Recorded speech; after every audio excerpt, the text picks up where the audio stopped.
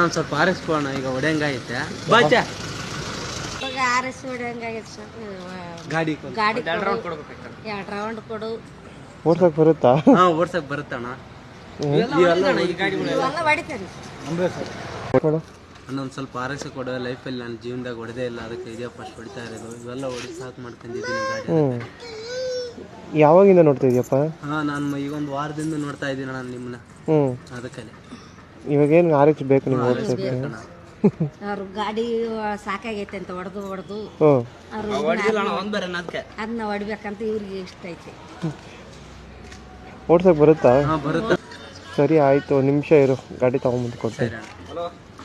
ನಾನು ಆಚೆ ತಗೊಂಬಂದಿದ್ದೀನಿ. ಇದು ಹೊಸ ಗಾಡಿ ತಗೊಂಡ್ ಬಂದಿದ್ದೀರಲ್ಲ?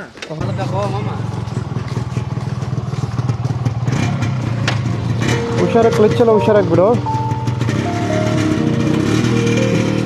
ಎಲ್ಲರಿಗೂ ಆಸೆ ಇರುತ್ತೆ ಗಾಡಿ ಓಡಿಸ್ಬೇಕು ಅಂತ. ಅದು ಇನ್ನೂ ಒಂದು ಮೊನ್ನೆ ಶೂಟಿಂಗ್ ತೆಗೆದ್ರಣ್ಣ, ಮಸ್ತ್ ಐತೆ. ಹೆಂಗೈತೆ? ಚೆನ್ನಾಗಿದಣ್ಣ ಬೈಕ್. ಇಷ್ಟ ಆಯ್ತಾ? ಇಷ್ಟ ಆಗಿದಣ್ಣ. ಈಗ ತಗೊಂಬಕ್ಕಾಗಲ್ಲ. ಹೌದು, ರೇಟ್ ಜಾಸ್ತಿ ಆಗ್ಬಿಟ್ಟಿದೆ. ಅಷ್ಟೇ. ಹೌದು. ಯಾವ್ದಿಲ್ಲ ಗಾಡಿ? ಶೈನ್ ಹೊಂಡ ಥರನೇ ಇದೆ ಓಡ್ಸಕ್ಕಿದು? ಜಾಸ್ತಿ ಇದಣ್ಣ ಇದು. ಏನು ಇಷ್ಟ ಆಗಿದೆ ಗಾಡೀಲಿ ನಿಂಗೆ? ಈ ಗಾಡಿಯಲ್ಲಿ ಸೌಂಡ್ ನೋಡಿ ಇಷ್ಟ ಆಗಿದೆ ಅಣ್ಣ. ಒಂಥರ ರಾಕೆಟ್ ಹೋದಂಗೆ ಆಗುತ್ತೆ. ಯಾವ ನಿಂದು? ಬಳ್ಳಾರಿ ಅಣ್ಣ. ಬಳ್ಳಾರಿ ಹಳ್ಳಿ.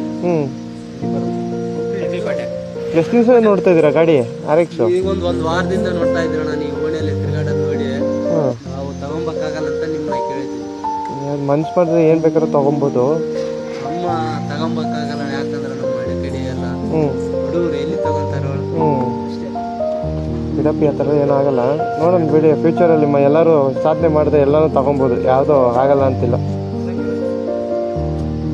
ಅಪ್ಪಿ ಹೂವು ಕೀಳ್ಬೇಡ. ಸರಿ ಆಯಿತು. ಓಕೆನಪ್ಪ, ಹುಷಾರು.